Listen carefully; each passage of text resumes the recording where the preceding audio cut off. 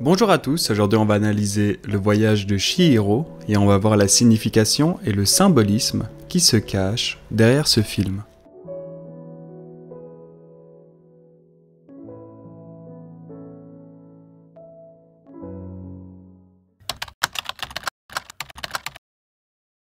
Dans un premier temps, le voyage de Chihiro est avant tout l'histoire d'une petite fille qui va grandir.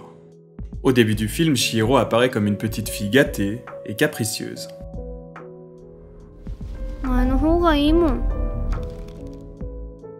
Mais malgré ça, Chihiro est pourvu d'une certaine curiosité et sensibilité par rapport au divin, au mystique. Cette curiosité dont ses parents semblent dépourvus la rend plus consciente de ce qui l'entoure.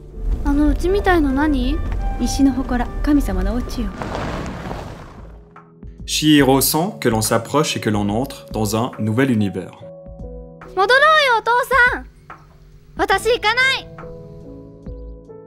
Et encore une fois, quand ses parents dévorent la nourriture du buffet, Chihiro est réticente et refuse de manger. Elle se distingue de ses parents en faisant preuve d'un respect qu'ils n'ont pas. Après ça, les parents de Chihiro vont se transformer en cochons, symbole de... Bon, on y reviendra plus tard. À partir de là commence le voyage de Chihiro. Elle doit affronter la vie seule. Cette indépendance débute par l'acquisition d'un travail.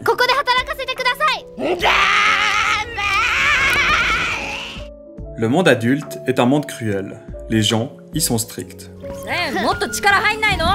Et certains se satisfont de la détresse des autres. Mais malgré ça, Chihiro s'accroche et grandit en apprenant les mœurs de ce nouveau monde.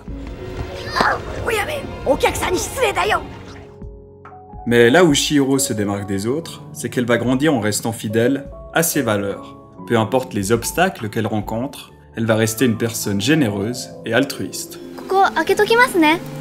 Elle ne cède pas comme tous les autres au vice de la cupidité.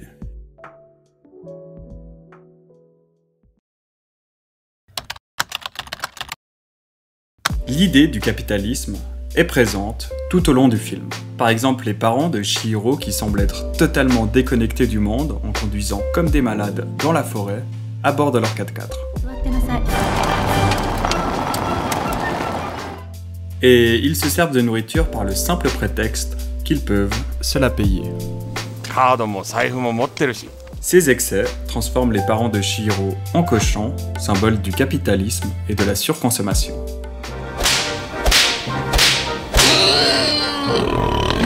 La maison des bains symbolise très bien les disparités entre les différentes classes sociales. Tout en bas, on a les esclaves qui travaillent dur, puis les ouvriers entassés les uns avec les autres, et au sommet, on a Yubaba, la régente des lieux, qui vit dans l'opulence. Dans ce système capitaliste, tous les personnages, à part Chihiro, tombent dans le vice de la cupidité.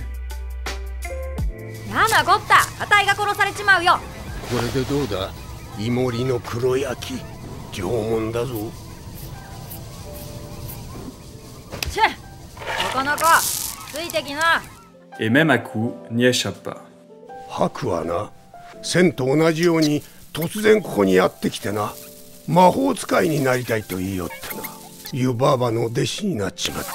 Et aucune richesse ne semble être suffisante pour combler cette avidité. Le problème, c'est que ce désir de richesse fait perdre de vue l'essentiel, les choses réellement importantes.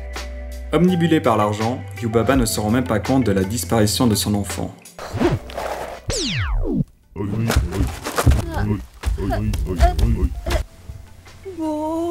Et une fois qu'elle le réalise, tout l'or du monde n'a plus la moindre valeur en comparaison à la perte de son bébé.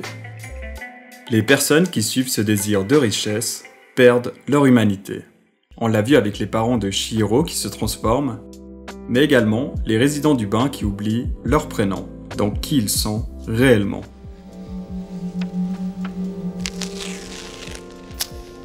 Et restent pris au piège. Et d'ailleurs, si on se fie au physique des ouvriers, ils perdent leur apparence humaine et se transforment partiellement, voire complètement, en grenouilles. Encore un autre symbole de déshumanisation. La seule personne qui reste intègre face à la tentation, c'est Chihiro. À plusieurs reprises, on lui propose des richesses, mais elle refuse tout excédent. Et c'est parce qu'elle ne tombe pas victime du système qu'elle parvient à garder de vue son objectif, qui est de sauver ses parents.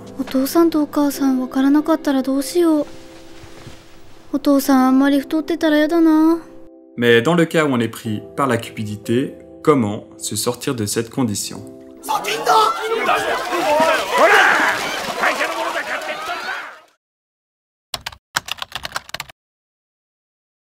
Je pense que le sans-visage personnifie parfaitement le système capitaliste, une abondance de ressources gaspillées dans la surconsommation. Le sans-visage a absolument tout le monde à ses pieds, à son service, à part Chihiro qui ne se laisse pas acheter. Le sans-visage convoite donc ce qu'il ne peut pas acquérir et cette insatisfaction le pousse à la folie. On retrouve un comportement identique chez l'enfant de Yubaba qui possède déjà tout, mais à la moindre contradiction, il a recours à la force pour obtenir ce qu'il veut.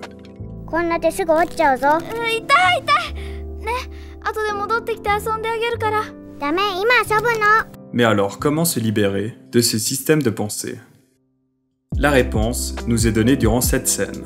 Ici, Chihiro nettoie un dieu putride, ou plutôt le dieu d'une rivière. Encore une fois, l'impact de l'homme et de la surconsommation est clairement visible. La rivière a été polluée par d'innombrables détritus humains. Chihiro nettoie l'esprit et se voit récompensé par de la nourriture. Encore une fois, l'or ne l'intéresse que très peu. Cette nourriture donnée par le dieu de la rivière symbolise la nature. Et c'est par un retour à la nature, aux traditions, que l'on peut se défaire d'un système de pensée capitaliste. Chihiro souhaite donc le donner à ses parents pour qu'ils redeviennent humains.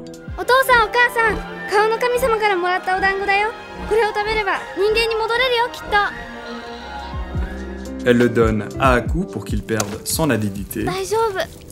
Et finalement, elle le donne au sans-visage pour qu'il se purge de ses excès. Après ça, il n'est plus possible de rester dans un système comme celui-ci. C'est en exil, en dehors des villes, que l'on retrouve un mode de vie plus simple et plus traditionnel.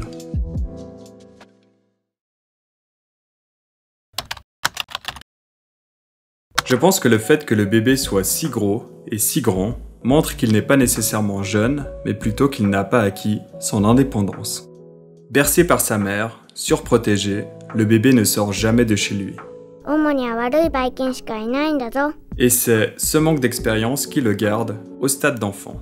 Cette idée est très bien montrée lorsqu'il s'aventure à la campagne, il va se déplacer tout seul, et à son retour, son expérience l'aura fait grandir. En effet, à l'instar de Chihiro, le bébé n'a jamais eu de parcours initiatique, tout simplement parce que le besoin ne s'est jamais imposé à lui, ce qui l'a laissé bloqué au stade d'enfant. Le voyage de Chihiro est tout simplement un chef-d'œuvre du cinéma.